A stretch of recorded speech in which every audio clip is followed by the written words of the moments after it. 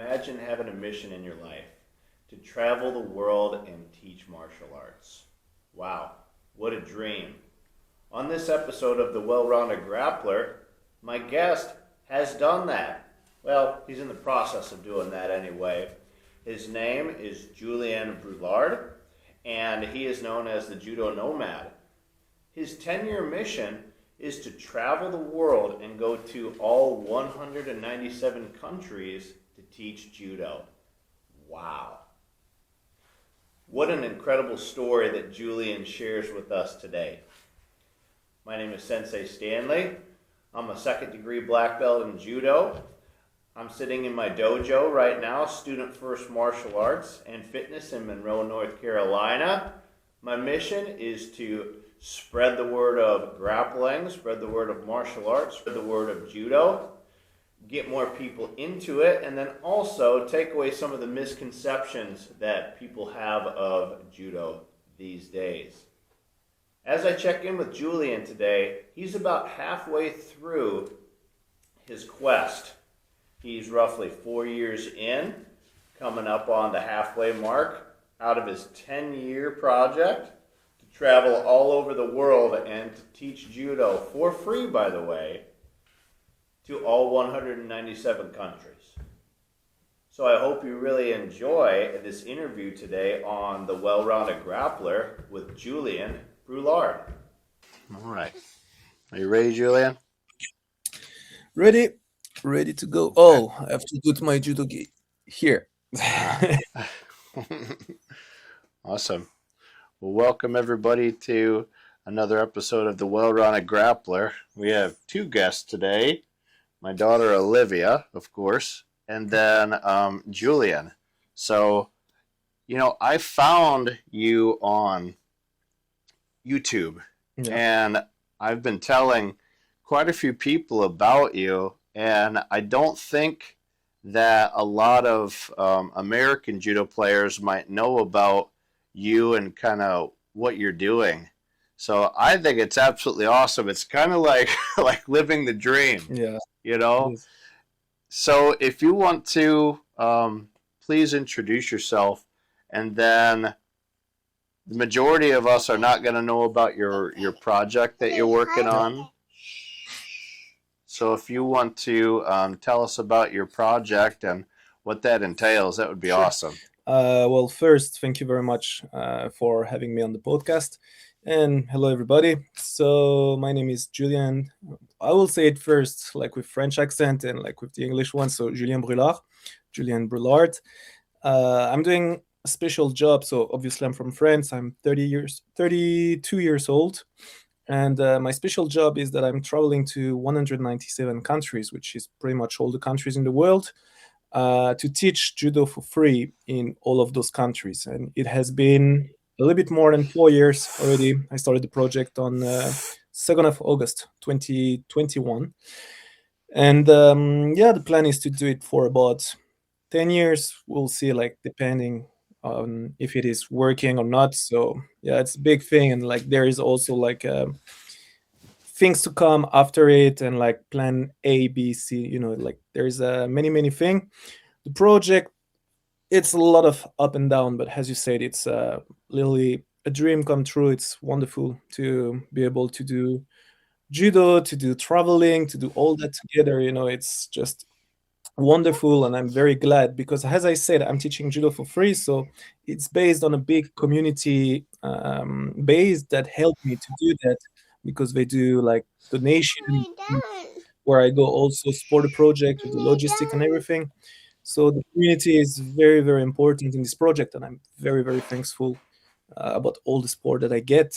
And so this on the personal side, but like I'm also very glad that I can help actually judo to grow, to reach to new people and things like this. And something interesting about what you said about this project not being known too much in USA, which is totally true.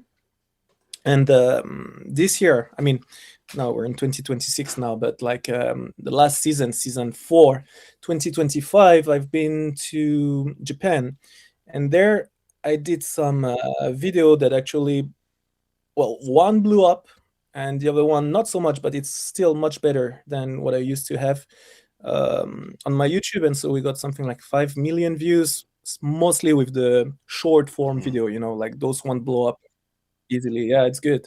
But also the long form video, I think like I Wow. did like, I don't know, about 10 of them, and like altogether I think I got 200,000 or 300,000 views. So it's much more than what I used to have. And most of those people actually come from not USA, but like Americas in Wow. general, like Canada, USA, Brazil, different places in America. So it's actually one of my goals, not specially to reach USA or Canada, but to reach to English speaking countries, or not even English speaking, but people that know how to speak English, because when I started the project, I was speaking only in French because it's my native language.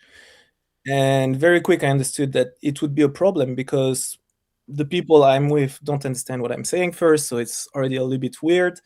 And a lot of people want to know about the project and they don't speak French. And with subtitles, it's not always the best. So yeah, I'm very happy that it's starting to take with American continent, people that speak English, and yeah, so slowly. And actually just the last few days, just before the 2026, the new year, I just published like 2 small video on Instagram about some judo tricks, like chokes, and one kataguruma variation, the molai variation. And same thing, those videos got like hundreds of thousands of views, and it's a lot of people from America. Since I plan to go to America in 2026, it's a good thing that it starts to come now. This episode is sponsored by Danro Judo. Danro Judo is a trademark with decades of tradition and experience in the development and production of high-quality martial arts gear.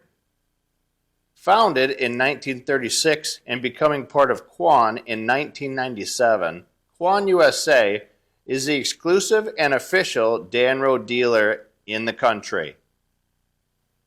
Danro carries products that are International Judo Federation recognized for the highest competitors in the sport and is the ideal gi for training and competition.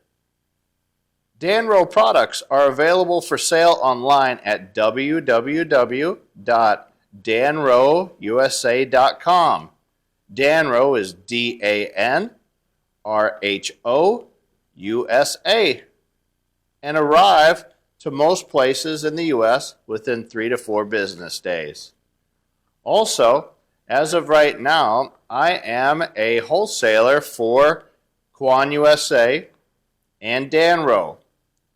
From now until the end of January 2026, you can get 25% off of all judo products on danrousa.com if you use the code COLE25. That's COLE, C-O-L-E, the number 25. If you enter this at checkout, you're going to get 25% off. If this is beyond January 2026, you can contact me directly, Cole Stanley, and I can get you 10% off of anything in the martial arts catalog for Danro and QuanUSA.com. Thank you.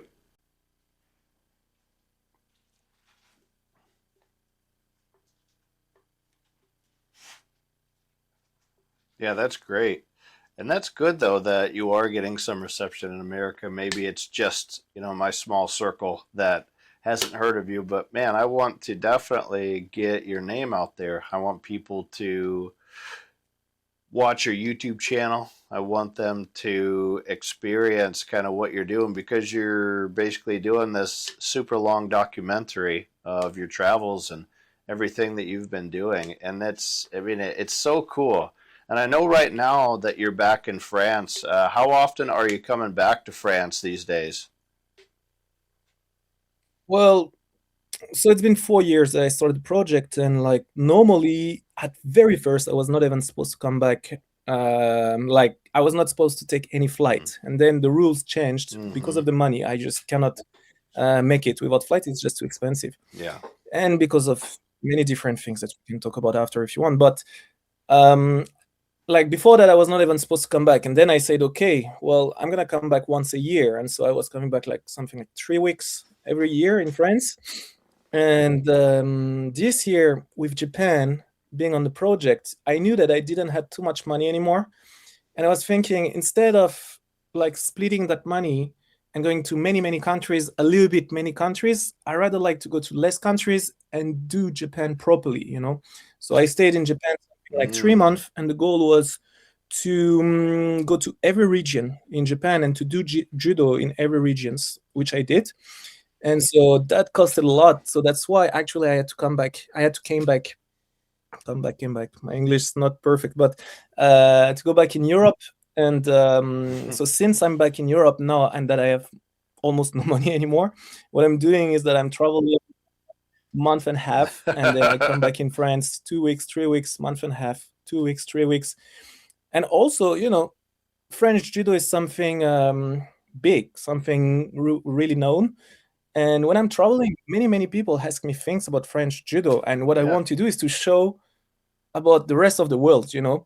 But a lot of people are curious about French judo, so right now actually I use this disadvantage of not having money and being having to be in France, you know, in my advantage. Since people want to know about French judo, so I decided I will try to show them about French judo, and I prepare like a series of 3 or 4 videos with the performance system in France. I already shot the first one, which was in Amiens, city in north of France, with the cadets, and I plan to do the second one in February with the juniors in another city. Then I will go with the Olympic team, and then I will go with just a club, so people can see how it works in France. And yeah, so yeah, normally, as I said, like once a year, and now that I have to be home because I don't have much money anymore, it's once every 2 months. But I've been doing that for 6 months. I will still do that for something like 4 months in Europe, and then my goal actually is to go to America. So if I go to Americas, obviously I will not come back every 2 months. Yeah. No, and that's awesome. And, arguably, this is the first time in history that Japan might not be the top because, I mean, the French team took the title in the Olympics, if I'm not mistaken, and then I think the French took it in the World Cup as well this year. No, the No? World Cup was Georgia this year. Oh, But okay. what's interesting about that is French took the Olympic title by team, and the last time Yeah. also in Tokyo. So basically, they launched a mixed team event in the Olympic in Tokyo, and everybody was supposing that it would be Japan that would win, and France won. And okay, fair enough. You know, everybody was like, "Wow, good, French did the surprise," but next time in Paris, that will be not possible. You know, and then we did it again in Paris, Mm-hmm. which means, you know, there is luck, of course. Every time there is a lot of different things, but at this level, just luck cannot work, you know. So yeah, it's very interesting. And you know, I used to live in Japan even before this project. I used to live in Japan, so I know quite well how the Japanese system works, the judo in Japan. And I believe that French judo is way below, actually, way below Japan. Japanese judo is above any judo in the world. There is no doubt about that. But the team is something different, you know, and like Japanese judo is much more individual. And in France, like the team always being something very strong. And somehow, even though we're weaker, I mean, like weaker, we're talking about people that Mm-hmm. are like world champions and stuff on the team, you know, but somehow on the page, we're weaker, but still being able to Mm-hmm. beat them Yeah. because of that spirit, you know. And that's funny not funny, that it's only at the Olympic that it happened, and never even once in the history of the world championship by team it happened. We lost something like 10 final Yeah. against them.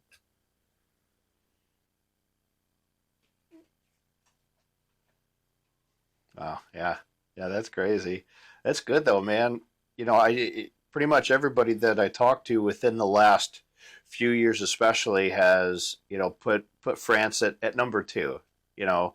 And I think that that's awesome for you guys. And, in America, I mean, judo is very small and we only have a few people that have made it on the world stage. And maybe you know the numbers better than I do as far as the number of people that are doing it in France, but you're talking about several 100,000 Mhm. people. And in the United States, it's been estimated to Yeah. maybe only 20,000 people might do judo in the United States, and the United States is a gigantic country, so there's not a lot of judo clubs. Where I live is in Charlotte, which is on the east coast of the United States. I'm from the Midwest. I'm from Chicago, the middle of the United States, but we moved out here. And I would say within this state, which I don't know what it would be comparison as far as Okay. land mass to France, but there's maybe only 25 or 30 judo clubs in the whole state. And I mean, so it's very small. But on the other hand, wrestling is decently big in the United States. It's in the high schools. It's a college sport, and it's very popular. And there has been times in the past to where they've tried to get judo into the school system, and they've tried to get judo into the college. It's called the NCAA, is what it's called in the United States, and it failed. It did not go through. So Yeah. wrestling is big because it's in the school system. If it wasn't in the school system, it'd probably be about like judo is.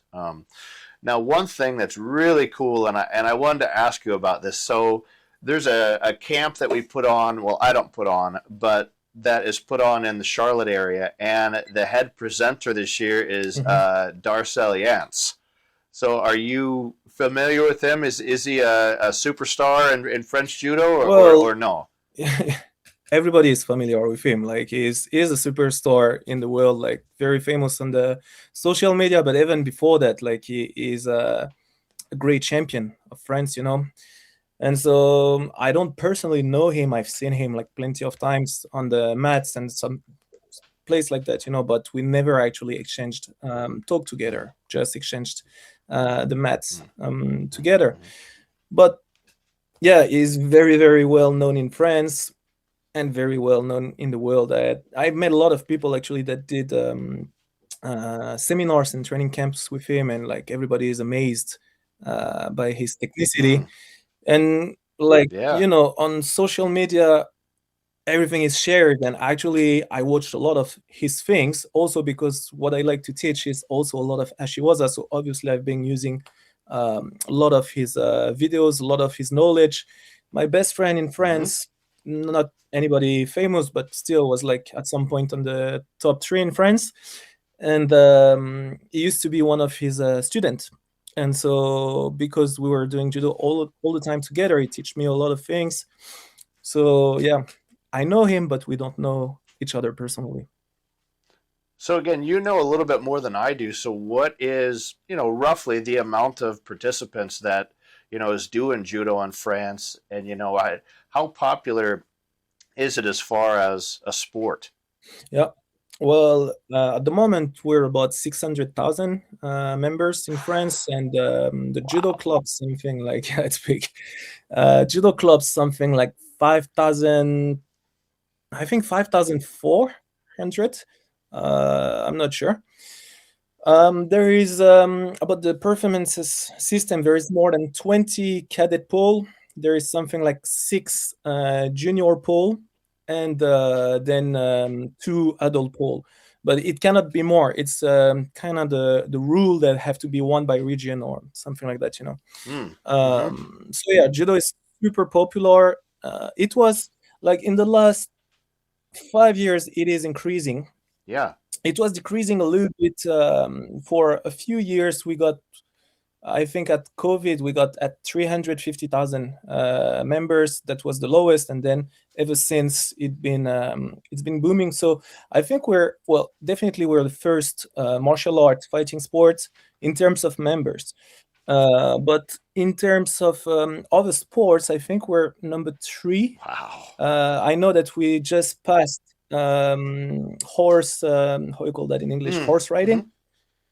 Like it's a big thing in Really? France, and before there used to be Wow. yeah, there used to be us. But basically it's soccer, tennis, I'm not but no, now it's judo and horse riding, but before it used to be horse riding and judo. Like horse jumping or horse racing or what? Uh, I don't know that federation, but I think they put all together the people that do horse jumping, horse riding, but also taking care of the horses, which is a big thing for a little Mm, girl, for example. Like after school, they go there and they have to take a license to be able to do that. And in terms of popularity, like not members, but popularities like TVs and stuff like this, it's an all different story. ah, Judo is popular in France for sure, but I would say, let me think, but I think that UFC, for example, is more popular. Yeah, yeah, no doubt that UFC is more popular than judo. Though it's been recent that it is legal in France. Before it was not legal. mm, So still on the TV, on the mainstream channel, you would see more judo than UFC. mm, But it's like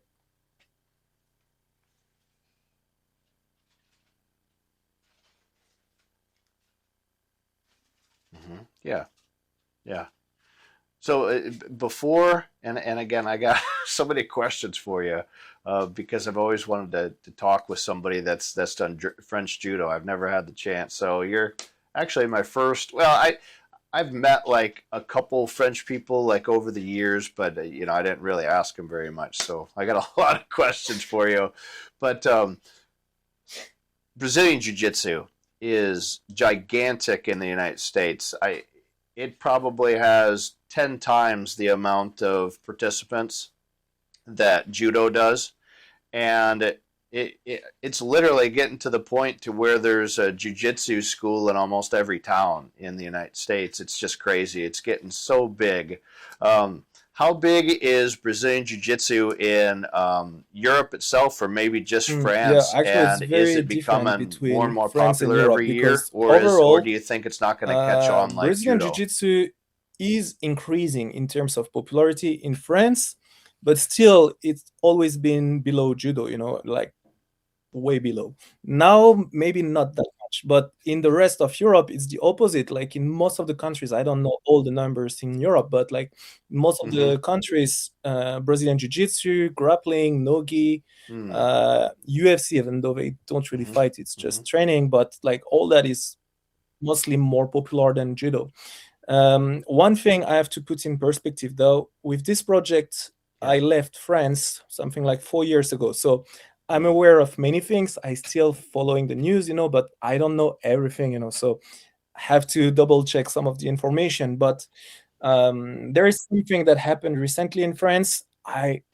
Maybe I can check on internet, but basically Yeah. I think that the French Judo Federation like partner with the Brazilian Judo Federation, Brazilian Jiu-Jitsu Federation, sorry.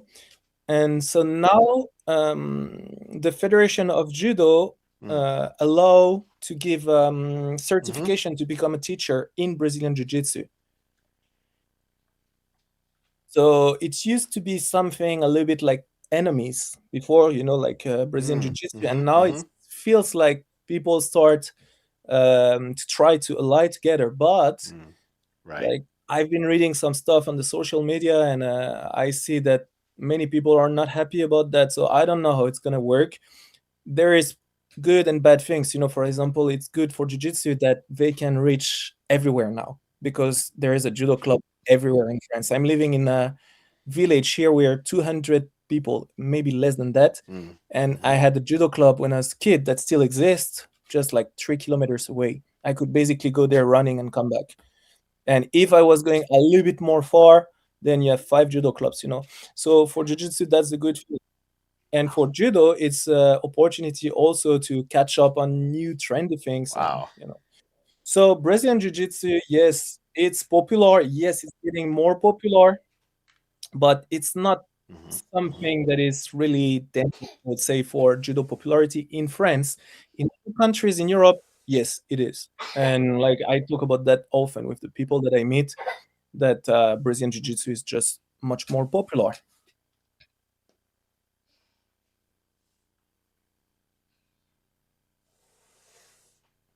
Right. Yeah. It's getting that way. I'm a judo person first. I ended up starting Brazilian Jiu-Jitsu maybe 6 years ago.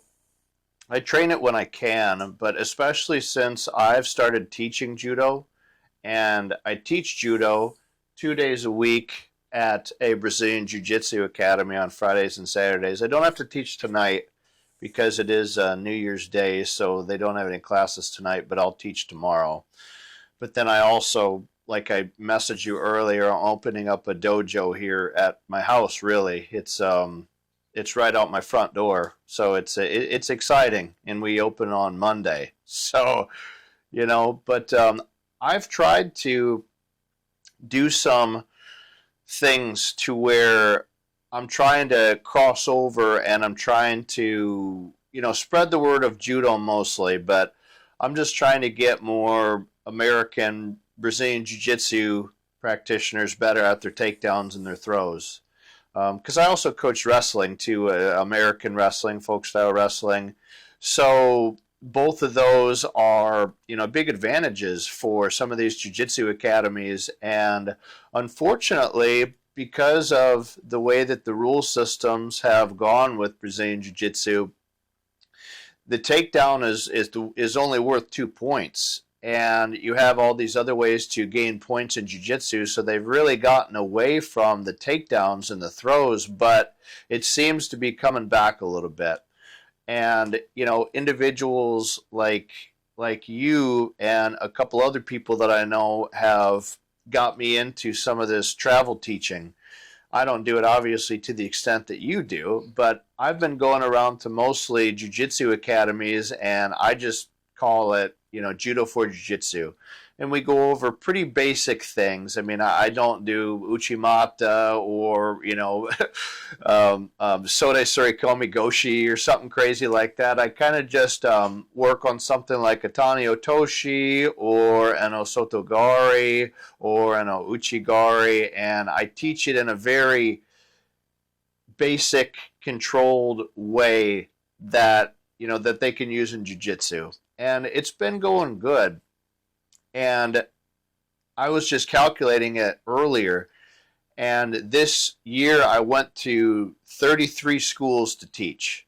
So that's big for me, man. I mean, this is the first year that I did it, so it's really cool. And it really has got me excited for judo, to teach judo, to expand judo. And, when I found out about you and what you're doing, man, it's just really I was like, woo, that's awesome. Like, I'm a big fan of yours, just from the stuff that you've done. So as we can transition back, so yes, you teach judo for free, but I know you have a couple programs like, I think you call it like Coffee with Julien or something along those lines where people could donate. But, when you go to these clubs, do you say something like, I'm teaching for free, but if you want to donate, like, here is my whatever Venmo or whatnot, like how else are you generating money? And tell us a little bit more about the again, if I'm calling it the wrong thing, I'm sorry, but the Coffee with Julien. Actually, there is no proper name. I used to sometimes I say the buy me a coffee strategy, but the problem with that is that there is actually a official website called the Buy Me a Coffee, so it could be like misleading for people. Yeah. Mm-hmm. But yeah, how does it work? Actually, it's interesting because I'm checking all that right now because I'm preparing a video recap of 2025 and like the plan for 2026.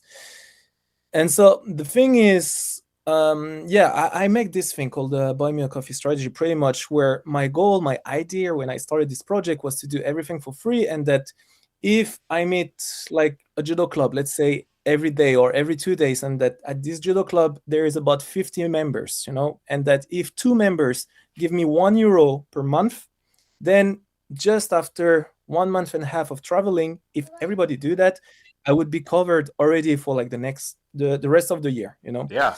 Mm-hmm. But it's actually a good idea, but it doesn't work that good.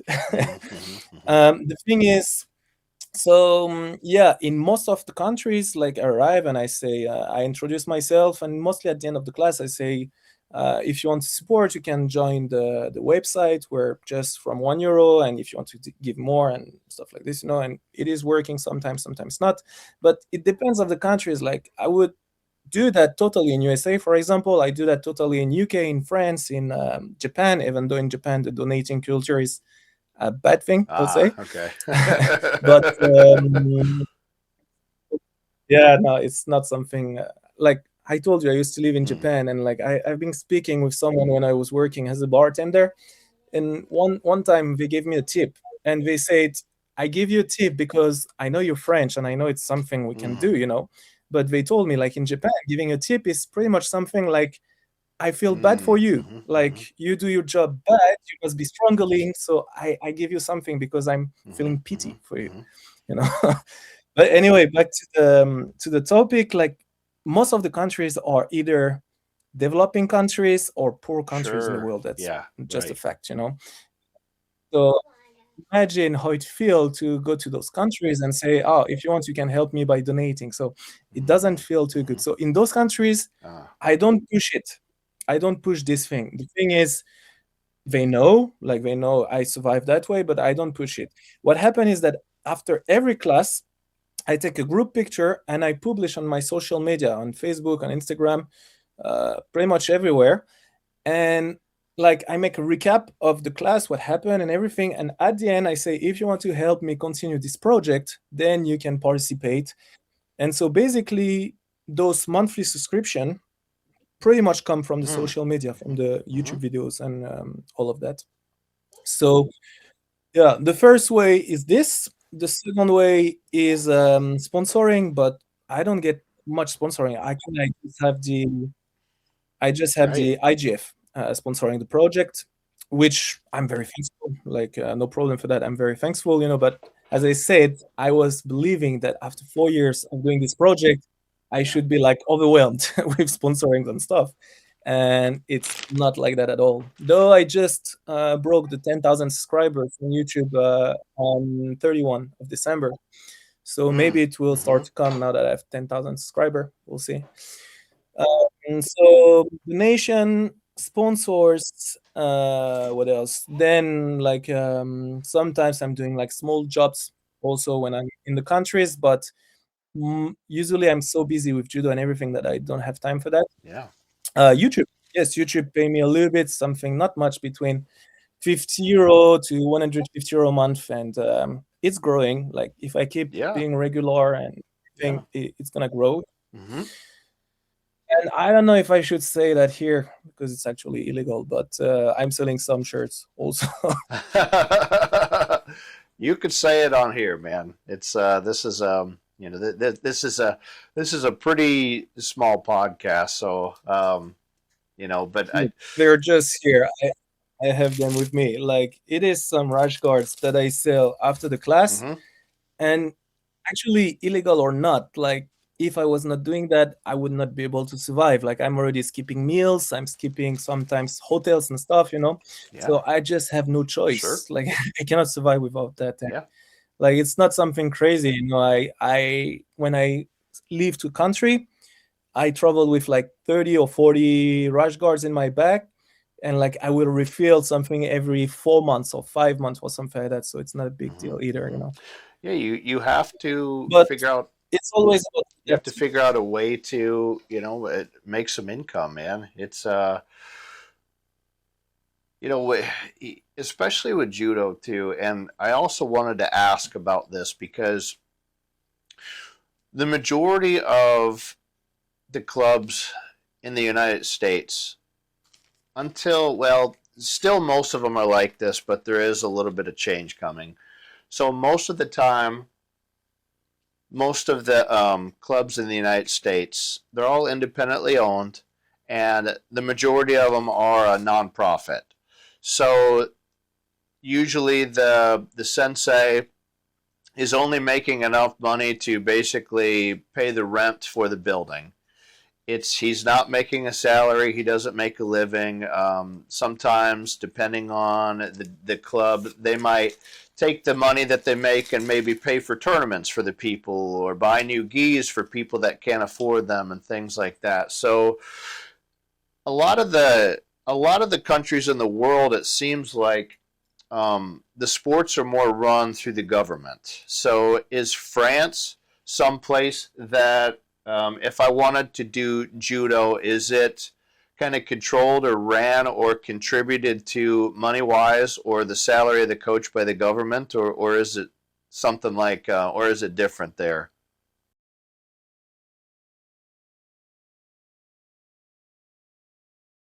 It's a mix. Actually, it's a mix of Okay. governmental and private things. But how to say? Yeah, it's a mix. Like for example, if you want a dojo, like if you want to launch a judo club, I would say 80-90% of the time, the dojo that you would get is the dojo of the city. Sure. And so yeah, you just have to answer for obligation to the city, and the city that depends directly to the Yeah. government Hmm. somehow. But it's very rare to have dojos that are fully private. Like I cannot think of one. Actually, in Yeah. jiu-jitsu, we see that in Hmm. France, Hmm. but Hmm. not with judo. Yeah. And overall, in the world, actually, most of the time, it's private things. Like governmental Okay. dojo, I don't see that very often. In Europe, yes, much more, but otherwise, not too much. Okay. What about in Yeah. Japan?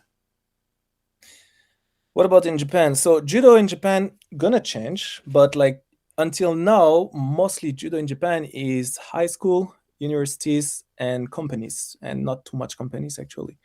But the Okay. high school and universities, like the dojos, belong to the high school and university, and usually you have some founder donators and like companies and Hmm. sponsors like Hmm. this Hmm. that support. Yeah. And you used to have Okay. like a few clubs, but not too much, But actually, I was in Japan a few months ago, and I've been visiting some judo clubs, and they told me that they start to do a restructuration right now, and that Mm. actually they Hmm. look at the European system, I believe, especially the French system, and that they want to change everything now and make the clubs grow a little bit, become more important. Also, in Japan, pretty much everything is volunteer, also, and that could lead to some troubles. Mm. And so they want to change things and make like teacher having a normal job paid by the government or stuff like this. So that's Yeah. Hmm. pretty much what Hmm. I heard when I was in Japan last time. Yeah. Yeah. Hmm. Hmm. And I know that it's one issue, and what I was talking about as far as how things are starting to maybe change. So most of the judo clubs in the United States again are nonprofit. The coaches don't usually make any money, but that's the exact opposite with Brazilian Jiu Jitsu, and with other places too, like karate, taekwondo. Those are still pretty big in the United States, Yeah. and most of those are independently run, and the people that run these studios make a living. It's not a big living, but it's they make enough to provide for their families. But judo has always been the one that's offered at the community center, and it's nonprofit. And unfortunately, judo is really starting to die in the United States. And some of the younger people, like myself and some of the bigger figures in judo in the United States, are starting to open up clubs and actually run them like Yeah. a business and be able to charge the correct price instead of just basically giving it away for free, actually charging enough money to where they can make a living. And I really think that because none of the sports are controlled by the government in the United States, even though the sports are run through the high school and run through the colleges, those are still controlled by taxpayer money. It's not Yeah, yeah, of technically the course. government. And then all all of the clubs are always independently owned. Like even the big organizations for sports in the United States, like the NBA, for basketball, or American football, those are all Yeah. private organizations, and they make a lot of money. But judo has always been, like I said, they give it away for free type mentality, and people right now, they don't want to go to something that they barely have to make any money, because now a lot of people in the United States view it as, if it doesn't cost, then that Yeah. means it's not good quality.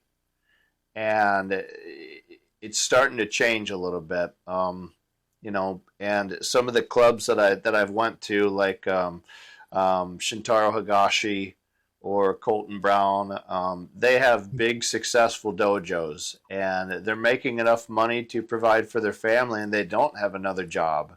And I really think that is the way that it's going to have to go, because there are not a lot of coaching opportunities that are paid in the United States. Like you said, a dojo in France might be owned by the town, and they might pay a little bit of salary to the coach. It doesn't exist here. So it's very, very difficult for people to try to make money here. So it's starting to shift.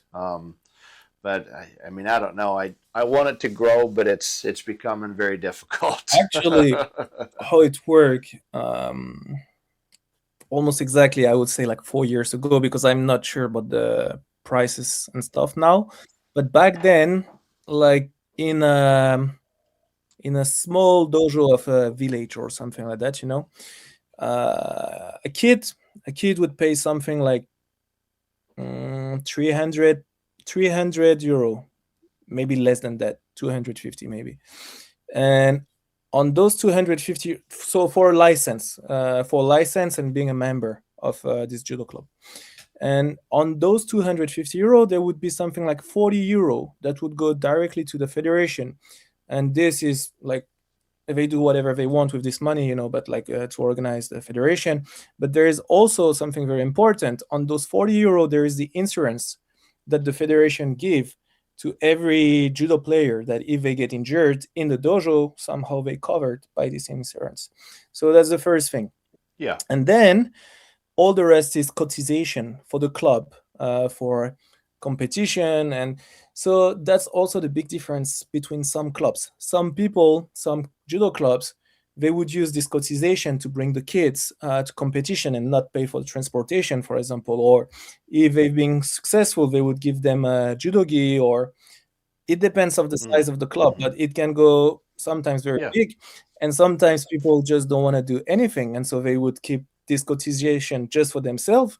And it's very possible not to be rich, but to live quite comfortably with a judo club where you teach like I don't know, 3 or 4 times a week, 4 hours a day.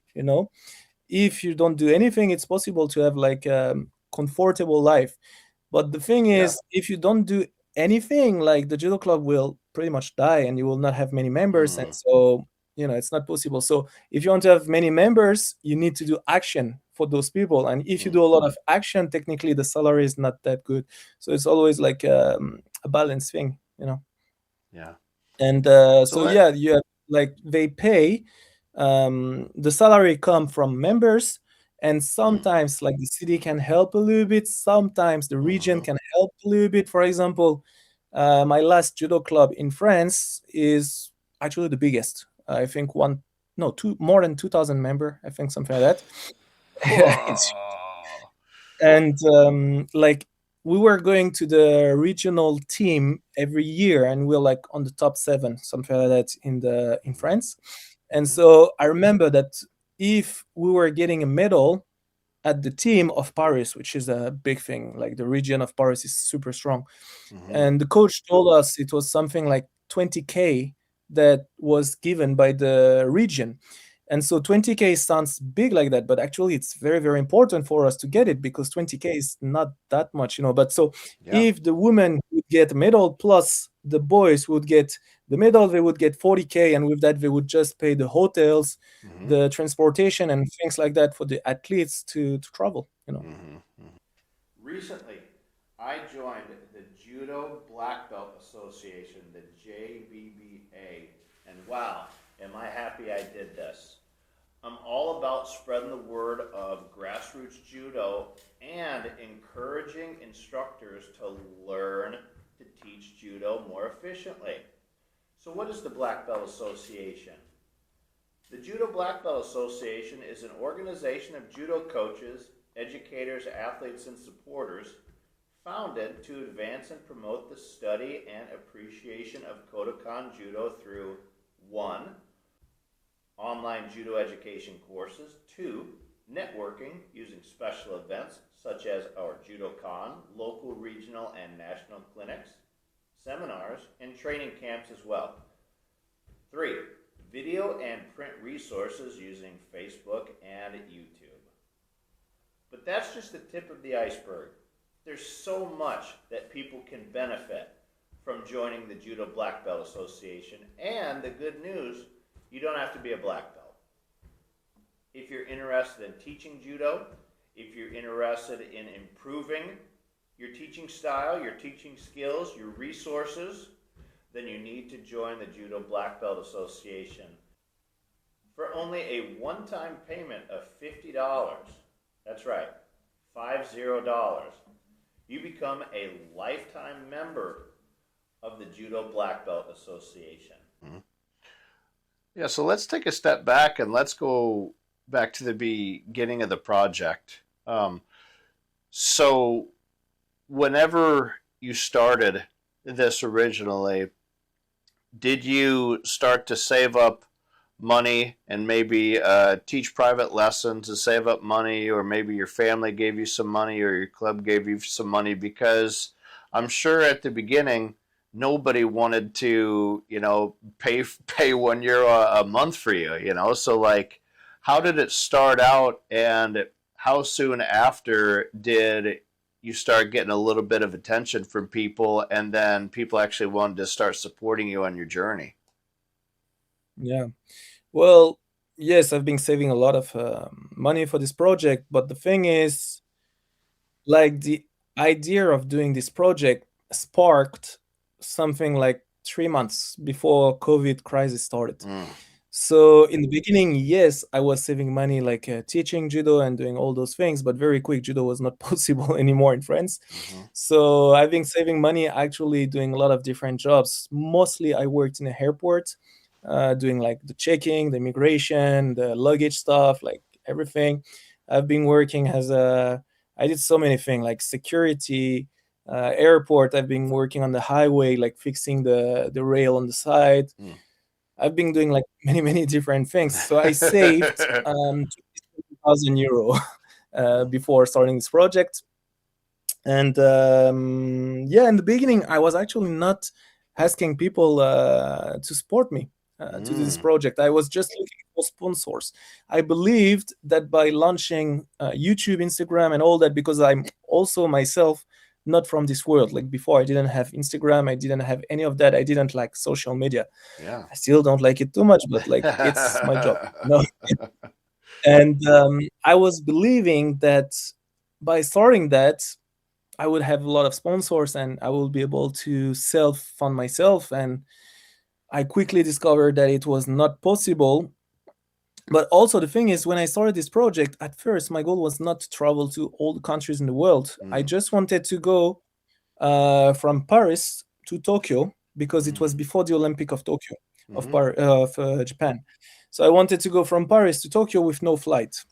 And so that was the project, doing that and teaching judo everywhere. No, just doing judo. I didn't want to teach.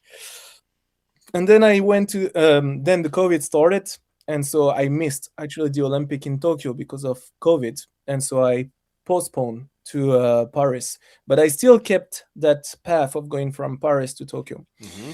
And so I started to do like this project. And at first I was not teaching. I was just going to places and showing, filming like the judo in Germany, the judo in places. But everywhere people were asking me, oh, can you show us some move from Amandine Bouchard from France, from Clarissa Benignou, from Eddie Riner, And so very quick, I understood, okay, I have to teach. And actually, I like to teach. So that's why I started to teach. And I was looking for sponsors. I was talking with the IGF. I was talking with different people, and that's how the idea arrived of why like only this. Why don't you try to make something bigger? Yeah. And so we decided to make 197 countries. Wow. And yeah. So in the beginning, it was actually going like good with the statistic and people following me and stuff. But I was speaking in French, as I said Mm-hmm. earlier. So I was getting a lot of attention from French judo, and it was good. But I saw, as I said, that the problem with all the other countries was that they couldn't understand. Even with the subtitle, it was not that good. Mm-hmm. With the donation started something like a year after, something like that. And it was like just a little bit in the beginning. I was getting something like €100 a month or €150 a month. Yeah. Like that. And then I made the switch of speaking English, and then my YouTube channel being struggling for 2 full years, like 2 full years, not peaking, because like I was doing a video and I could see that the video was showed to people that speak French, and like my friends and stuff would watch like the first video, maybe 3, 5, 10 video, and then at some point they're like, we don't what's want that. like what's struggling? Like what do you like? How low numbers are you talking? Like before I switched to English, I was making like a few thousand views. Like in the beginning it was okay. Like Per video? each video would get like 5. Per video? Thousands per video? Yeah, like 5 to 10,000 views every videos. Oh. And then like I switched and I was back to like 40, 50 views, something like that, for a long time. And then it increased a little bit, went to something like 200, 300. Still, like 1 year ago, I was on average at 500 views per video. But very quick, I understood that my goal was not that anymore. My goal was not to blow up or on YouTube or anything like that. I'm doing YouTube actually for 2 reasons. First reason is to save everything that I do, because I might forget some parts, So I save things for every countries. And the second reason is also to say thank you. To say thank you to the people that help me, to the people that support me, and to help judo to grow. So if it doesn't blow up, no problem. I'm fine with that. But I'm happy to deliver something that people waiting for. And if it have to be like 10 people, that's okay. If it have to be 10,000 people, it's also okay, And so yeah, it's been growing a little bit. I was on average at 500 views. Like one video would peak at some point, and then I've been to Japan, and like everything went much more. Like it's an average 20 or 30,000 views per video in Japan. And since then, it's quite good. Yeah. Like I get some videos that work good, some videos that doesn't.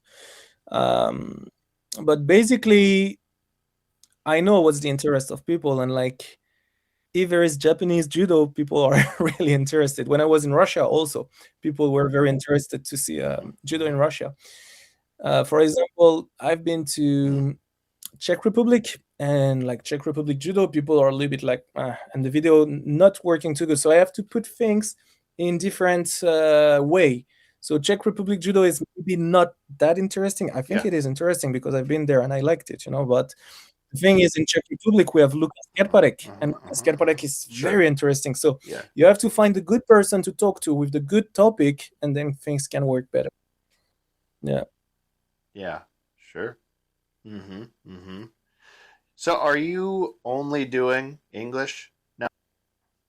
No, I'm only doing English, and there is subtitles, like there is clean subtitles in English and French. And then there is like automatic translation for Japanese, Russian, Chinese, Spanish, German, like different languages. So maybe I didn't ask it the correct way. So I'm saying, in the beginning, when you were first posting videos and you said maybe only your friends was watching, that was maybe 20 or 30 views, and that's it? Okay, yeah. And then it went to a couple hundred, and then a few thousand, and then now it's 10,000. Yeah, but again, like sometimes, like I don't know, you always think you understand like the algorithm and stuff, but in the end I realize I understand nothing. Like right now it's working good, but tomorrow it could just drop and boom, finish. Yeah, it depends if I make things that interest people, and Right. So right now it's good, but I know that me personally, I'm very interested in Mongolian judo, and I think that honestly might have been the first video that I saw of yours was Mongolian judo, and I think you did more than I think you did multiple. But too. then I saw that you went to Mongolia, and I'm like, oh, I wonder if he's went to Georgia, and then like, oh, if there's a Georgian one, oh, has he been to Japan? So I kind of view those, but yeah, maybe going to a Czech Republic or to like a Senegal or like someplace that's super small, like maybe people won't want to watch those as much. But the Mongolian judo for sure. Have you been to Russia yet? Did you say? Yeah. Yeah, Russian judo. I haven't seen that yet, but yeah, that's neat though. So of course, yeah, like not very many people know about Czech Republic judo, but a lot of people will know about Mongolian judo, even though it's a very small country, and the amount of people that do judo is small, but they have outstanding results in the world. You know. Yeah, definitely. It's very interesting to take those individual case and to talk about it. So I've been doing interviews with Lukas Kerparek, and like I thank him very much because he's an amazing person. He personally supported my project after I met him actually, and like helping me a lot, even though he don't have to, but he's just someone with a big heart, and so really nice people. But about those small countries and stuff, like there is always a way to make something nice. My problem is the budget. Like I don't even have enough to survive pretty much with what I'm doing. So being able to do a good video is not my first focus. I do what I can to say thank you to people and to document what I'm doing, but I don't have the budget in order to do a good video. For example, if we go to Senegal, you were talking about Senegal, but that we can do in every countries in the world. If we go to Senegal, obviously there is no big champion from Senegal Right. judo, Yeah. but for sure we can find some people either Senegalese or with Senegal root that is strong in judo and make Yeah. interviews Of and stuff like course. this, and that can be nice Yeah. already. Absolutely. And this is cheap. That doesn't cost money. Right. But what can be very interesting if I have some money is to go talk about Senegalese wrestling, for example, which Yeah. is something not very known from other people, and it's something very impressive, Yeah. very visual, Yeah. And so if I can set everything, then this video would get like easily hundreds of thousands of Right. views. Right. But for that, I need to plan. I need to like rent the hotel for a few days in a good place, to invite the people to like have restaurant with me and stuff. And this, I just Yeah. cannot afford that at all. I just came up with a random name. I mean, I didn't know the country. I was just saying something that I've never heard of anybody from Senegal doing judo. So it's like, but so I did have a question for you, and I've been having a lot of discussions with judo black belts, both on the podcast as well as just people that I know just in conversation. So there's kind of two ways that you can approach judo. One is with the current rule set that's set by the IGF. That is, the only things we do are based around competition only. You can only, you can't grab the leg. You can only grab behind the back for 5 seconds. And then there's the complete opposite, which is teaching more of what judo was, where you could still grab the legs. You can hold a grip as long as you want to. There's more time on the ground. It's not limited to where you only have 5 seconds to put somebody in osaikomi. So overall, out of all the clubs that you've went to, are most of them teaching to the current IJF rules, or are they teaching to the old rules? And what's your opinion about old school judo, or what judo used to be like, maybe traditional judo and current judo? Yeah, well, very easy. I've been to something like 400 dojos, and I would say 99% teach judo in the new Mm. rules because people want to do competitions, either local or international, and so they just have no choice because like they have to do that. But like they mostly teach that way, but especially actually when we're going to high level ones, we see a lot of exercise that is a little bit outside the Mm. script.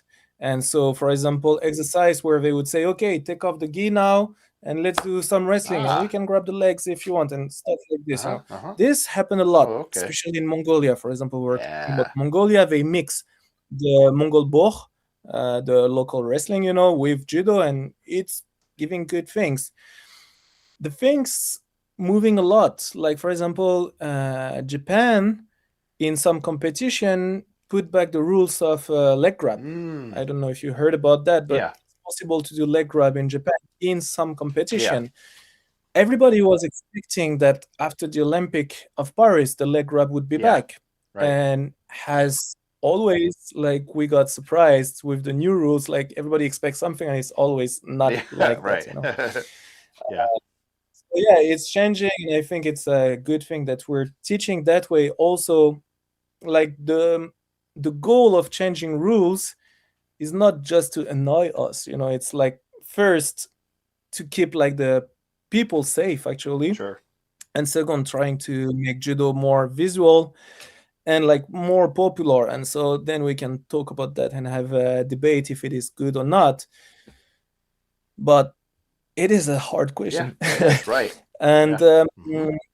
so about my opinion, if your question was like what's my opinion about old school judo pretty much Yeah. and new school Uh-huh. judo, it's it's very hard, you know. For example, there's some people that say, oh, who is the greatest judo player in the world? Let's just talk about like the heavyweight and not consider the lighter weight. And some people say, oh yeah, Teddy Riner Yep. is the strongest one, and some people say, oh no, Muneta was the strongest Mm-hmm. one, and some people will say Yamashita is the strongest one. The thing is, there is we cannot compare, like we cannot compare those things. It's not just not possible. It's the same thing as we're talking about Senegal, Mm-hmm. for example. Like if Teddy Riner would have grew up in Senegal with his physique and with everything, like 99% it would be no one, because it's it's just not the same thing to train with different people. Sure. So Yeah. like back then, comparing Yamashita to Riner, for example, just also make no sense because it was different context, and like Yep. we just don't know how it would be now, you Mm-hmm. know. Mm-hmm. But for me, like I like very much actually the old school judo with the leg grabs and stuff Yeah. like Mm-hmm. this. I like that, and I like to teach Mm-hmm. it also Yeah. somehow Mm-hmm. to help people understanding the logic of certain throws. For example, you learn kataguruma, like the new kataguruma, like cross grip, putting the head under. But I think it's still important that people know that kataguruma actually come from the nage no kata, Yes. and it's like you have to do a wheel over your shoulders and stuff like this. Mm-hmm. And we never know; it may be back at some point Yeah. also. So it's good to teach both, Mm-hmm. Mm-hmm. I believe, and to understand overall judo, you need to understand everything. Yes. So the old school judo and the new one. I think the old school judo is very different. Like it was a little bit more violent, I would Yeah. say. Mm-hmm. Now, Mm-hmm. if it was harder or easier, as I said, like it's very hard to compare. It's almost impossible to compare. One thing that I know is that there is more and more and more judo player around the world globally that compete, and like everybody saw that clip where Khabib Nurmagomedov say, "Brother, you saw like there is so many," and it's more and more and more, you know. So like technically it was less before, so maybe it was easier. I don't Mm-hmm. know, Mm-hmm. but for example, to become like a big champion in judo nowadays, it's almost impossible if you start like after puberty, after 18 years old, you start judo, you want to become Olympic champion, It's almost gonna be very impossible. hard. Yeah. While, yeah, while for example, even like someone that, okay, good wrestler switch to judo, like almost impossible. But for example, a good wrestler, a good judo player that switched to another sport like Brazilian jiu-jitsu or MMA or stuff like this, it's possible in that case. Yes. So, and yeah, what I wanted to say is that I think that before it used to be possible also because there was less competition, less people playing judo, while now it's just too hard. Right. Yeah. No, it's interesting too because me personally, I did judo longest out of anything as far as the grappling arts. I coached wrestling later, and I've only been involved in Brazilian Jiu-Jitsu maybe 6 years now. So it always goes back Yeah. to the heart of judo, but I definitely think that being a wrestling coach and wrestling with the kids every day and learning how to stop single leg takedowns and double leg takedowns, and then also learning jiu-jitsu, and instead of just practicing throwing, like actually go down to the ground and really play guard and learn. It's made my judo a lot better. It honestly has. It's made my Yeah. judo a lot better, and it kind of opened my eyes as far as what grappling is as a whole. And, Mhm. me being a judo player for, I think I may have been in judo maybe 7 or 8 years before I started doing wrestling coaching. So the first time somebody grabbed my legs, I didn't know what to do. I mean, leg grabs were legal in judo, but we never really practiced them in our clubs ever. So it's like the first time somebody shot in a double leg, I didn't know what to do, so it's like I had to learn. But that, again, it made me better at judo. And then a lot of the judo clubs that I went to, they barely practice submissions at all. It's like we might show an armbar one time a month, and it's like we do it for 10 minutes, and that's all that they showed. And when I did jiu-jitsu, they actually slowed it down and said, okay, you have to squeeze your knees this way. You have to get your hips under the shoulder this way. You have to control the arm this way. You have to lift the hips this way. And this is all new to me, because it Yeah. just wasn't taught to me very well. So it's made me much more well-rounded. And it's made my judo better, honestly. And, when I've been teaching, and especially in my own dojo, I am going to show things with picking up the leg, single legs, double legs, and we're also going to spend more time on the ground doing submissions. Will it be judo? Yes. And will we talk about the rules of judo? Yes. But I'm going to incorporate kind of everything.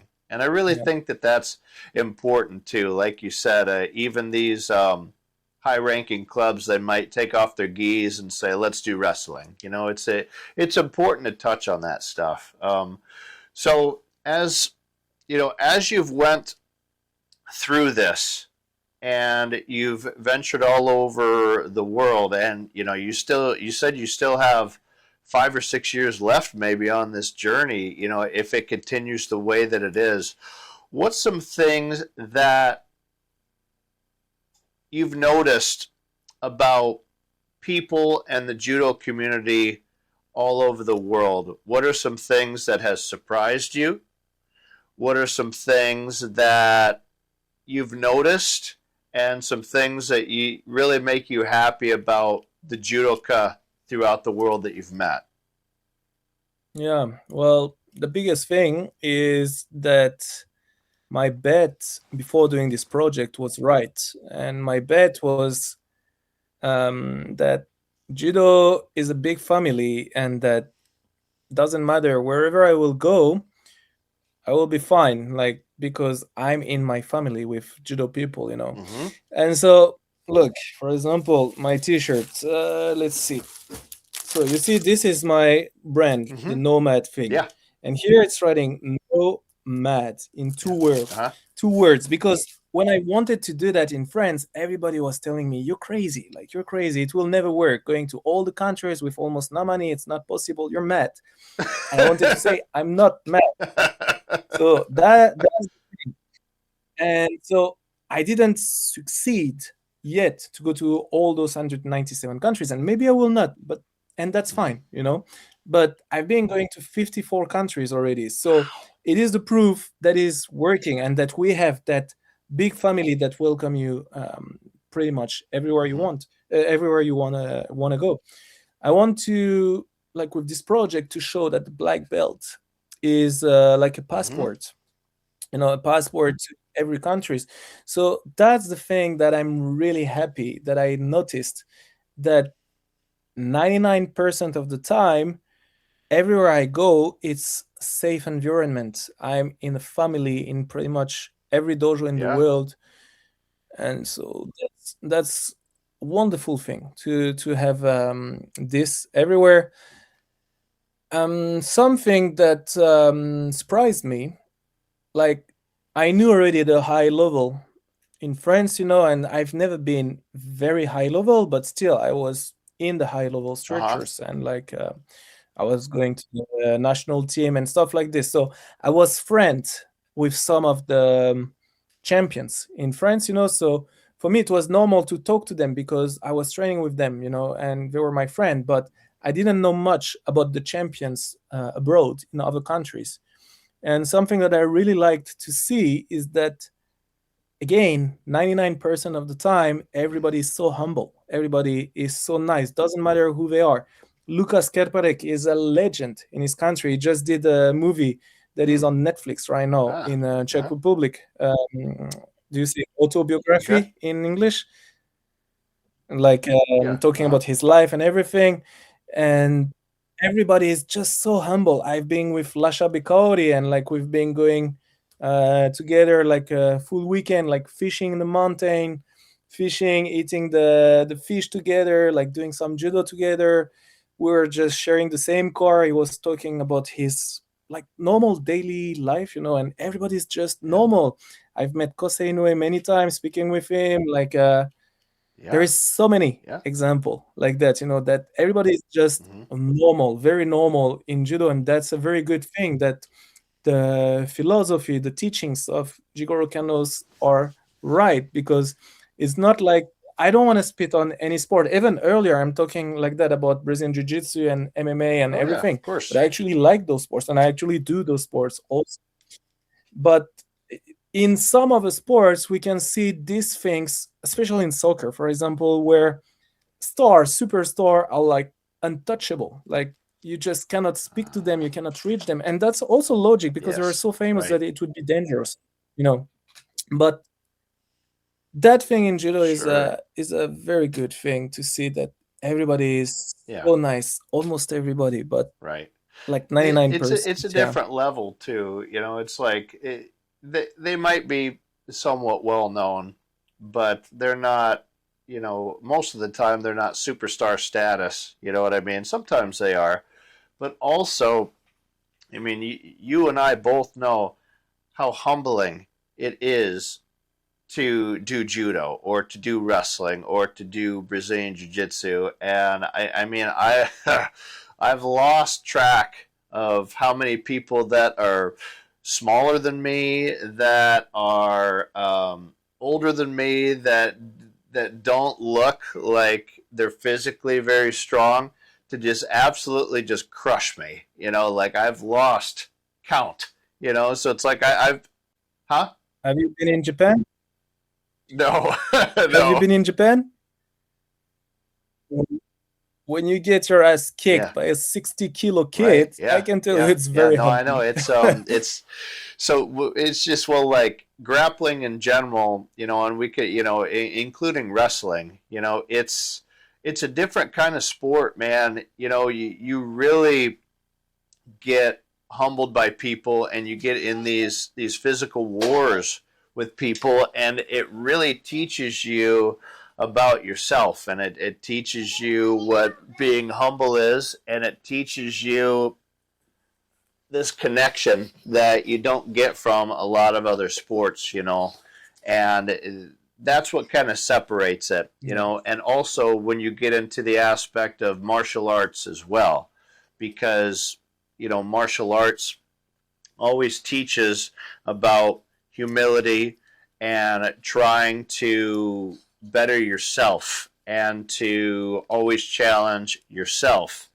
And also the aspects about martial arts, it talks about, you know, use this as a last resort, and you don't want to fight people and things like that. It completely changes a person, you know, because what separates martial arts from a regular sport is that deep philosophy that you hear, and you don't see that sort of philosophy sometimes in other sports and other walks of life, you know. But no, I get exactly what you're saying. And even with, if I were to compare judo and even Brazilian jiu-jitsu, if I were to contact a judo club, and, well, obviously, like, I'm a black belt in judo. I'm not a black belt in jiu-jitsu, but, you know, I'm a black belt in judo, and I contact a judo club, and they're like, yes, come.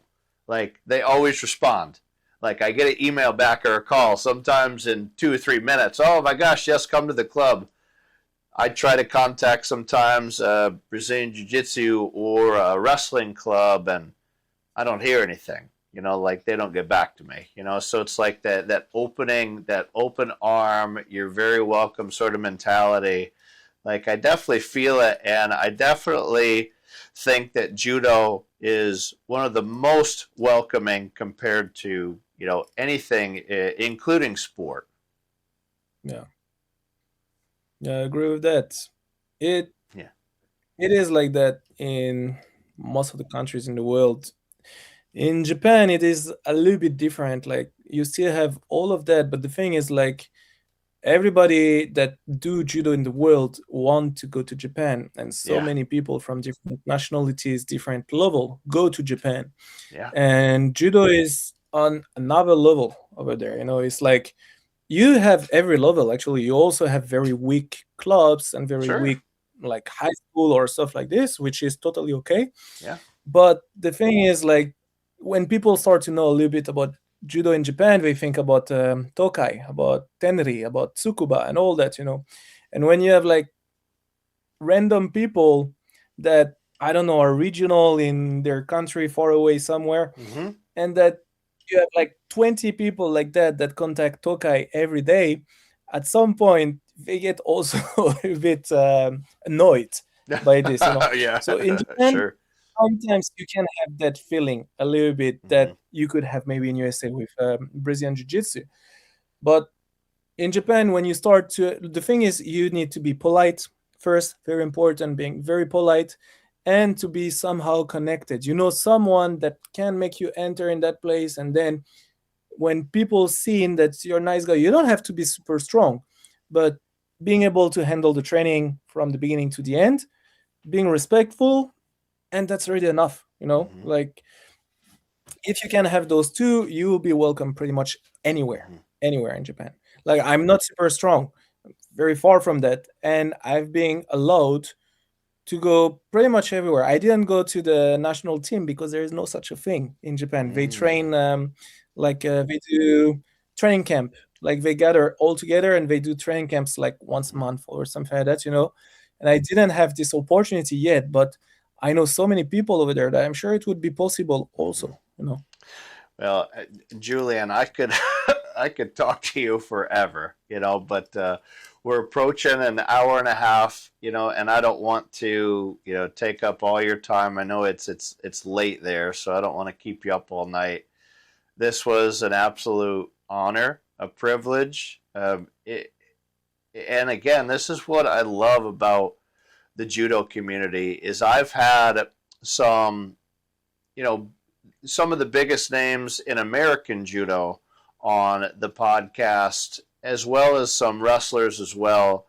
And they're just nice people, and they're welcoming, and they give me the time of day, even though this is a small podcast. But I'm passionate about this, and I love talking to people, and I love hearing people's stories, and definitely say this is, your story is got to be one of the most interesting and the most impressive. So the last two questions that I want to ask you, and you can answer these at once or separate. So the first one is, after this project is over, and maybe when you look back, or maybe later on when your children look back, or maybe your students look back, what do you want people to think of when they view this project that you've done? What is the most important thing that you're doing this for, and what do you want people to get out of this project? And then the second part, and again, you can answer them together or separate, what does it mean to you, and how honored are you to be able to go and teach judo all over the world? This episode is sponsored by Danro Judo. Danro Judo is a trademark with decades of tradition and experience in the development and production of high-quality martial arts gear. Founded in 1936 and becoming part of Quan in 1997, Quan USA is the exclusive and official Danro dealer in the country. Danro carries products that are International Judo Federation recognized for the highest competitors in the sport, and is the ideal gi for training and competition. Danro products are available for sale online at www.danrousa.com. Danro is DANRHO and arrive to most places in the U.S. within 3 to 4 business days. Also, as of right now, I am a wholesaler for Quan USA and Danro. From now until the end of January 2026, you can get 25% off of all judo products on danrousa.com if you use the code COLE25. That's COLE, COLE, the number 25. If you enter this at checkout, you're going to get 25% off. If this is beyond January 2026, you can contact me directly, Cole Stanley, and I can get you 10% off of anything in the martial arts catalog for Danro and QuanUSA.com. Thank you.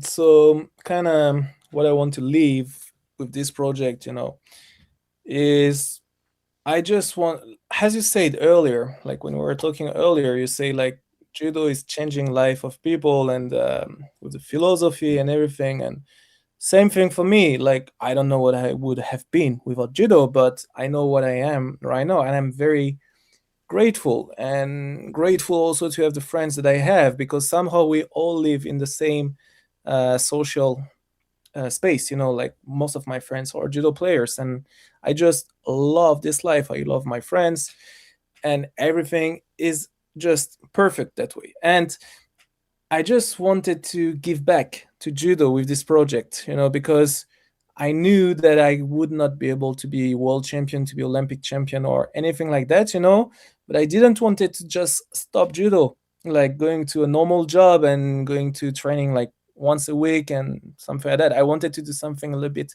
bigger. Yeah. So with this project, I want so many things. Actually, it would take a long time to answer, but basically I want to help judo to keep growing around the world, to reach to places, for example, in USA, and trying to use the popularity of the project, which is about judo, but it's also a lot about traveling, about culture and stuff like this, and some people that don't know judo in USA, for example, that are interested, there is a guy that traveling all the countries in the world and that must know so much about the culture and stuff like this. Actually he's doing judo, so I want to catch people that way with the big title of the project, which is to travel to all the countries in the world.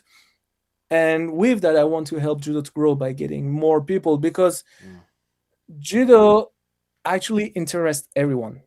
The thing is, first, it's a little bit hard to understand, but when people understand it, it interests everyone. I don't know anybody that cannot be sensitive to have the feeling when you watch some beautiful throws and things like this. It is just hard. Everybody loves it. Yes.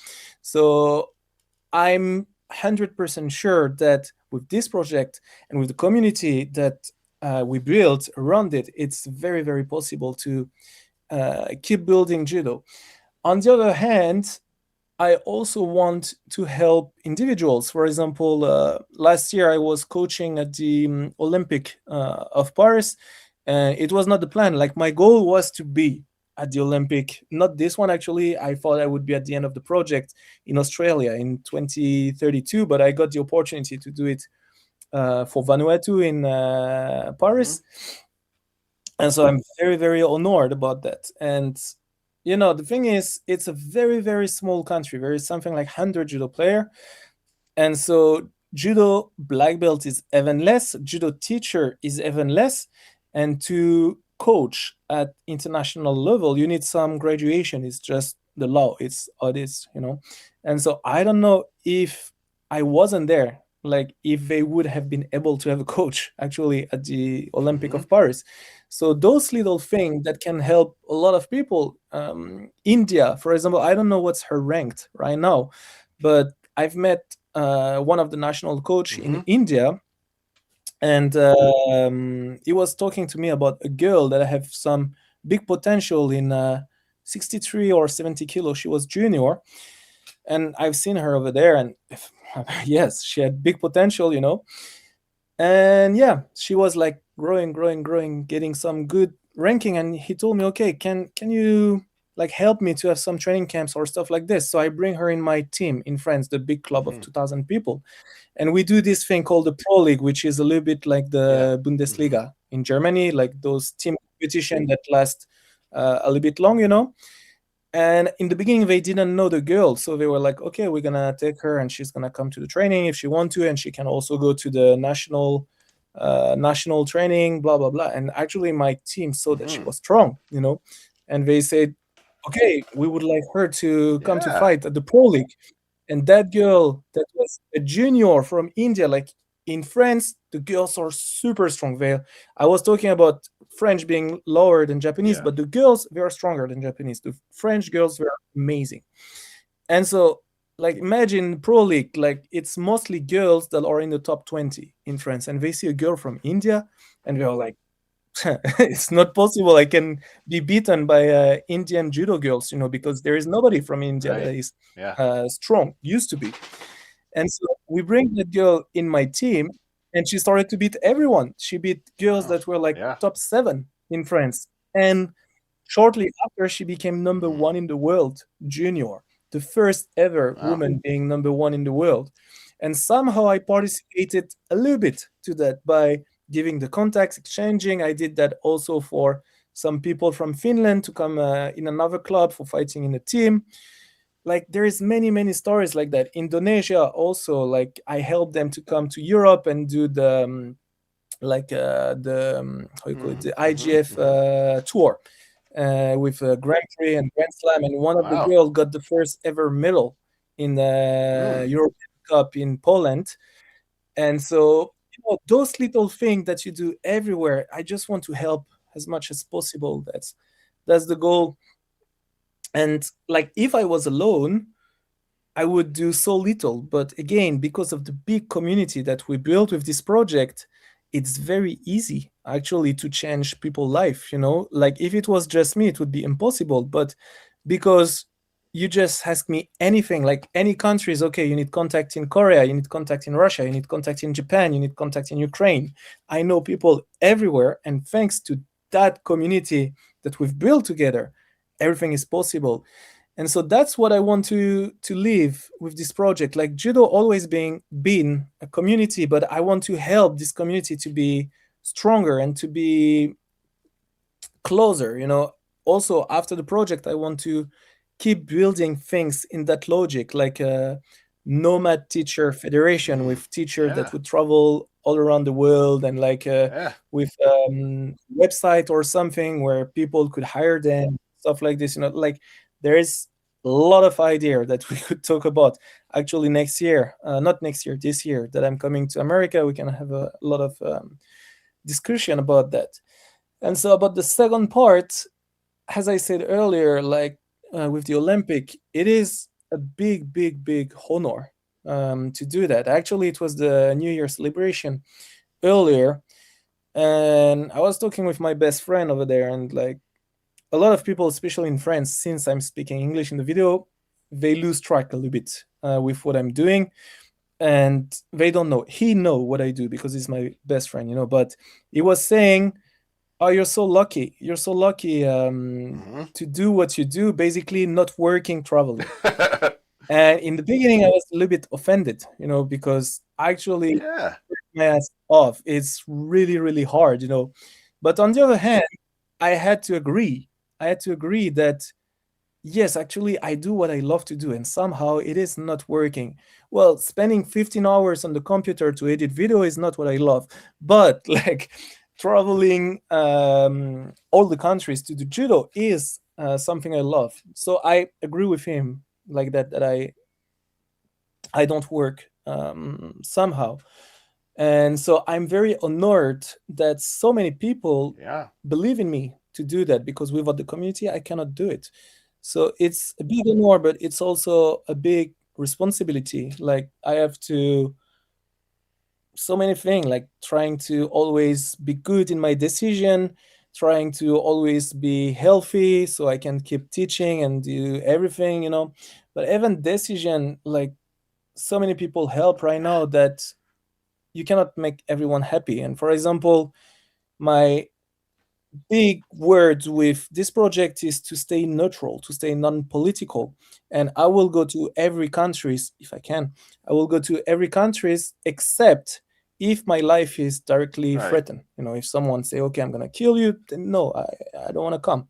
But doesn't matter war, doesn't matter political side, doesn't matter all of those things. If I can come, I will come. And this year, I mean 2025, IGF told me, "Okay, well, since I represent IGF, before I was always asking them, okay, I'm close to Russia. Can I go to Russia? No, maybe it's not the right time right now with the things, And I want to go to Ukraine also, but Yeah. it had to be Russia first for security reason, actually. And this year in 2025, they said, actually, I told them, look, right now I'm in Mongolia. It's just nearby Russia, and that might be one of the last time that I'm going to be near Russia. So can I go? And the president say, yes, you can go. I have nothing against it. And so I decided to go. It was amazing. Nothing political. Like I spoke with many, many people. It was purely like, of course, on the personal conversation and stuff like that, we talk about politics, but like everything was nice, no fight, no bullshit. It was like really, really nice. And I've been filming a big video Yeah. about Russia, trying to show that everybody was very welcoming, that we talk. Can you imagine that we talked about organizing a tournament in Russia and inviting Ukrainian, actually? So that's how open the thing was, and because of that, when I came Right. back in France, Yeah. I received some mail. So I'm living with donation, monthly donation, as I say, it's starting from €1 a month, but some people give up to 50, 60 euro a month, something like that, which is big for me because I earn something like 750 euro a month, And when I came back from Russia, I received some mail from some people that were following and supporting my project saying, sorry, but we cannot support you anymore because you've been to Russia. And like in our country, we're directly threatened by Russia, so I cannot tolerate your action because by going there, you're supporting the war pretty much, which I don't. It's pretty much the opposite. I'm trying to build bridge by doing that, And by trying Yeah. to build Sure. bridge, those long bridge that I built in the past being broken. Well, so it's very complicated. You cannot make everyone happy, but still it's very big No. responsibility and honor to do that. Last thing, because I'm talking a lot, but last, Okay. France is so strong, indeed, as we said earlier, that like I was competing at a national level when I was younger and until 20 something years old. And I was okay, but I was not the best. Maybe you could put me in the top 30 in the country. And so top 30 mean the last of the national championship, pretty much. Like you could win one round at the national first league, and that's it.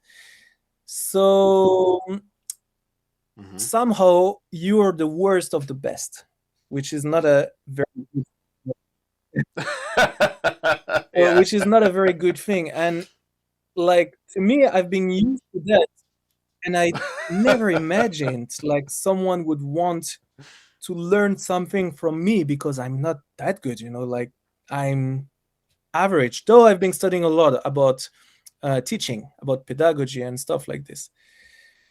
And I got Yeah. very, very, Mm-hmm. very surprised when I arrived in other countries, and that Come in. everybody was so interested about what I had to show and like about the teachings I could do, even though I was not French champion or something like that.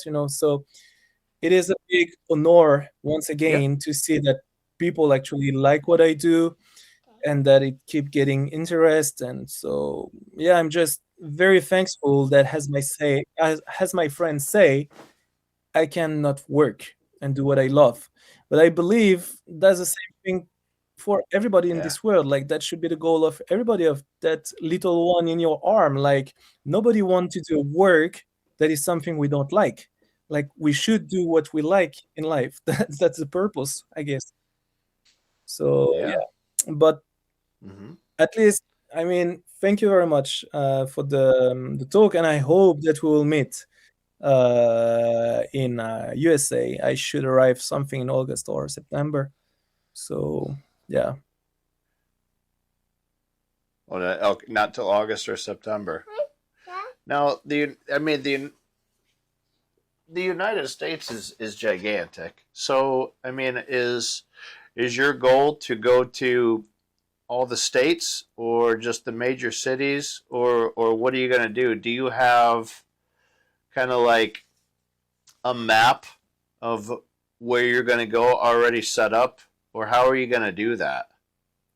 and something I learned with the project is that it's not possible to plan 10 years Okay. project. Like I had an idea about the USA when I started, and my idea was to buy a car somewhere in the beginning of USA, in the Uh-huh. beginning of my USA trip, and to do like all the country, all the country with a van or something, Canada as well, and to sell it just Yeah. before entering Mexico. But I will not do that anymore because I don't have the budget anymore, and also the time is ticking, and like my parents getting older, and as we talked more personally each other in the last days, like there's different things of life that I need to be Yeah. home more often, let's say. But so for USA, what's gonna happen is I know that judo is not that big, so I don't believe I would have the opportunity of going to every Yeah. state of USA. So what I'm gonna do is I'm gonna contact the federation first and tell them, okay, that's my project, and either we can work together or not, which is okay in both ways, but the best is if we can work together and that they spread to states or clubs that, okay, I'm here and people can receive me, and they just need to help me with logistics and stuff like this. Or I'm gonna just contact the people that I've met. I've met American, for example, in Tenerife last year when I was in Japan. I've met like American people a lot. Some people contacted me. So pretty much, if the federation helped me, that almost never happened. Like every federation helped me, but helped me like from A to Z, that almost never happened. But if they do that and they tell me, okay, you start there, you go there, there, there, there, there, then okay, very good. But I don't think it's gonna happen. So my plan is more like I will post, and the people that answer me and that tell me, okay, we want you to come, and that can help me because it costs Yeah. money, then I will go. And easy as that. I cannot stay forever in USA Right. also because it's not a big judo country. So my plan is, if it doesn't work at all because it's very expensive, I will stay like, I don't know, maybe 10 days if it is not working at all. But Yeah. as you say, it's huge country and I don't want that. So the maximum I Okay. think would be 2 months in once. 2 months in once, and then I could come back. But to be able to stay 2 months, I would need that work to have judo clubs that tell me, okay, you can come here, you can sleep here, you can do that, and maybe to do some seminar and to have a donation. Also, I'm teaching Brazilian Jiu-Jitsu and MMA and like things like this, Oh and yeah, this it will. It usually definitely bring will. much more money It in the definitely project. will. Uh, Judo. Yeah. So USA to me might be a little bit like in terms of organization, like Australia. I was in Australia in 2024 and I did a big mistake. I arrived there during Christmas, just after Christmas. And so judo was closed everywhere. Like people were having holiday plus cyclone. So I arrived there and it was a mess because like USA, Australia is very expensive. And I stayed 8 days like that in hostel and stuff. And after 8 days, I was like, if there's 2 more days like that, I'm leaving the country because I Yeah, can't. I sure. was spending so much money doing nothing, doing nothing. And then one guy contacted me, Xavier Barker from was city Brisbane, and he said, "Okay, just come to my dojo, and I will pay you the first hotel night, and then you can come in my house or something like that." And then that guy talked to another guy that living nearby and have a judo club, and that guy took another guy, and then I reached the Wow. federation, and I ended up staying 4 months in Australia, Wow. and that being one of the most successful parts I'll bet. of the Yeah, project. sounds In like the it. beginning, it was a big mess, really hard. But one guy that's two guy that speak to two guys, to two guys, to two guys, and you end up. I've seen pretty much all the judo players in Australia. Oh. Almost, I've been to almost every region in Australia, like all around the coast. So it just Yeah. depends how American judo will receive me. If they can receive me good, I don't ask anything crazy. I just ask to be able to eat, sleep, and go to the next place. Okay. And Well, if if we you're can have on that, then I the will stay East longer. If we Coast, like can, if then I you will plan move. on going to, New York or Massachusetts or Boston or any place like that, I mean, I'll definitely try to make it up there,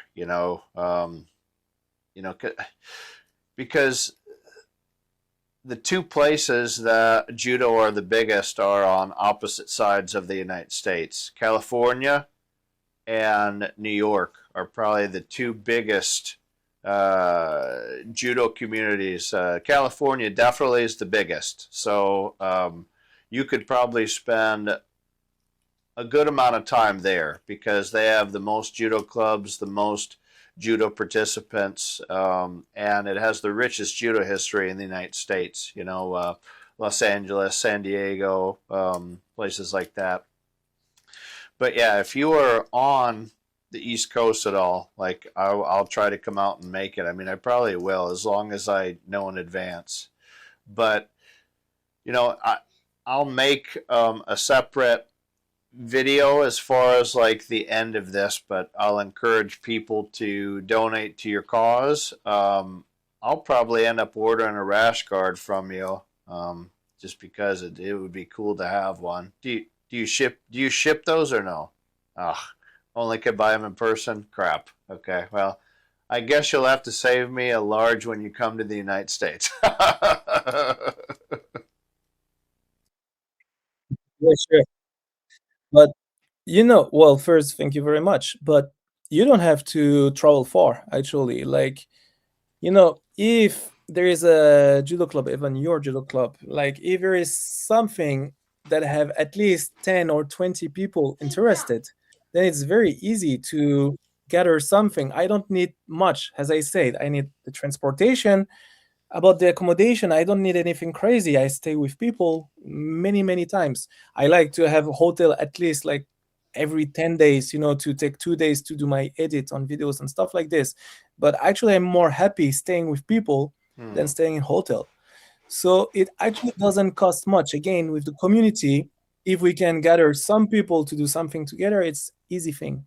And one thing for sure about USA and all the countries in the world, I will be in Washington. I'm in Okay. all capitals, and usually I'm trying to go to the big cities also. So I mean, there is a lot of big city in USA, but I will go to the major one Okay. almost for sure. Washington isn't too far from me. Yeah. Maybe maybe an 8-hour drive. So that's not too much. Recently, I joined the Judo Black Belt Association, the JBBA, and wow, am I happy I did this. I'm all about spreading the word of grassroots judo and encouraging instructors to learn to teach judo more efficiently. So what is the Black Belt Association? The Judo Black Belt Association is an organization of judo coaches, educators, athletes, and supporters founded to advance and promote the study and appreciation of Kodokan Judo through 1. Online judo education courses, 2.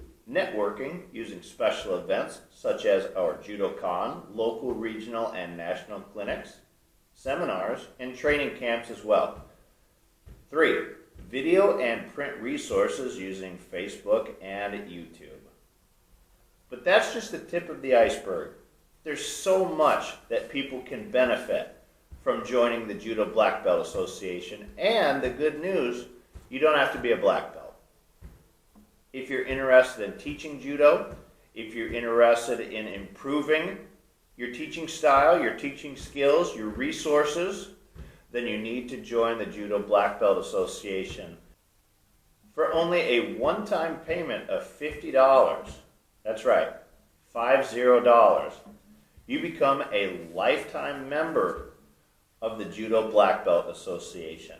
So, but yeah, I really appreciate this. I'll work on the edits and getting everything together, and hopefully I'll send you the links in a couple of weeks, and then I'll email you. And if you want to include specific links for anything, I could put them in the show notes. But I can add your website, and again, I'll encourage people to donate to your cause. And I know people that'll listen to this are really going to like it. So it's a really cool story and a cool experience. Thank you very much. And well, again, thank you very much for having me on that video. You don't need to send me the video for double check. Like, you can edit however you want. Okay. I trust you, so no problem with that. Just ask me any link you want, and I will send you the link. One thing, just to know, is that recently, like a month ago, I did something special. I did like the emergency fund to fund the new season, the season 5, and it was a 1-month thing. So this link is not to share because it ended up 2 days ago, something like that. And actually it didn't go till the end because I didn't reach the goal, and so all the money will be lost. Like, it will go back to the people. Okay. So the links to share are just Patreon. Pretty much. All right. Patreon and the YouTube, Instagram, like if people want to watch, but do not give money on YouTube. That's one thing. Like, so many people do that mistake. I cannot trust them. Some people do like super thanks and stuff like this. What they don't know is that YouTube take 55%. Jeez. So don't do that. Okay. Yeah. Thanks. Like, Patreon still takes lots, but YouTube 55, it's huge. Patreon takes something like 16, 17. That's a lot. So yeah. Yeah. Wow. Yeah. And I'm not even talking about the French government. Yeah. Well, Julien, thank you so much, man. I know it's getting late over there, so have a great rest of your night. I'll be in touch, and yeah, I'm definitely gonna keep track and see when you do come to the United States. And yeah, if you come to Washington, I'll for sure link up with you. I know that Charlotte, where I live, does have a national region. Well, it has like a regional training center. There's like a developmental judo center in Charlotte that has some of the best players in the United States that are there. So that could be an option. The coach that's running it is Israel Hernandez. If you've heard of Israel Hernandez or not, but yeah. But anyway.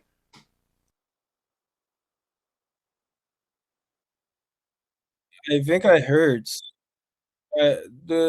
Actually, I've met what's his name again? 90 kilo. John Jane, Jack Jane. Wait. From what? From Mine. the United States? Yeah. 90 kilo. He's a coach? No. He's been fighting in the Olympic. Travis Stevens? No. Young one. Not Colton Brown. No, younger. Let me see. Not sure. USA Judo Paris Olympic. Yonezuka, I know him also. Yeah, Jack. Yeah. John Jane. Yeah, he's 28 years old. You know him? Okay. No. Actually, normal that you don't know him because he live in UK and he used to live in France before. But I've met him in UK and he's actually American. And he also told me he would help me with USA and like also many other people. I spoke with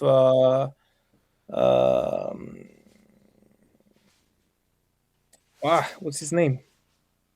Pedro. Jimmy Pedro? Yes, like long time ago actually. But he also told me that he could help me. So I'm sure it's gonna work. I'm sure it's gonna be fine. Oh yeah, I'm just It will. Scared. First, I think I need by the law to have $5,000 in my bank account to enter USA, and I'm just a little bit scared about the culture and everything about donation culture, because for example, right now I'm traveling in Europe. I have nothing in the pocket. Like the project is in a bad situation right now, and like under my desk right now I have 50 t-shirts. Which is okay. Oh yeah, okay. I have 50 t-shirts because I just invested pretty much $1,000 into getting those t-shirts and trying to make money, because I know that when I'm traveling in Europe, I know that people are gonna donate, because in judo in Europe it's just working like that. The thing is, I don't know how work Americas. I don't know how work Canada. I don't know how work USA. So I don't want to arrive in those countries empty pocket, because I'm scared it's gonna be a trouble for me. So I want to save. And I think it's the law. So I want to save 5,000 before going to USA. Okay. I'm not a good person to ask. I don't know. So we'll see. But yeah. We'll see. But I appreciate your time. And yeah, I'm going to keep following you. I watch a lot of your videos. I'm going to, keep watching and keep following along. And, it's going to be, I'm very excited about interviewing you today, and it was awesome. So thank you so much. Thank you very much. Thank you, everybody, for watching that long. And don't forget to watch the video about Russia. Okay, I will. I definitely will. Okay, Julien, thank you so much. Have a wonderful night. I'll be in touch. Thank you so much. Later. Bye-bye. Wow. What an incredible story. What an incredible human being. And man, is he living the dream? He might be. Going around the world and teaching judo. Man, what an absolute honor it was for him to take away time from his busy schedule to come on the Well Rounded Grappler today. I hope you enjoyed this interview. I want to continue to grow as an individual here on social media, both on YouTube, TikTok, and Spotify. Please check out some more videos that I have released. So if you enjoyed this interview today and you want to help me grow as an individual, help me spread my message to as much of the world as I can, please like, subscribe, and hit that notification bell. Awesome. If you like this interview, feel free to check out these 2 videos that I have posted above. And yeah, I'll see you next time on the mats. Thank you.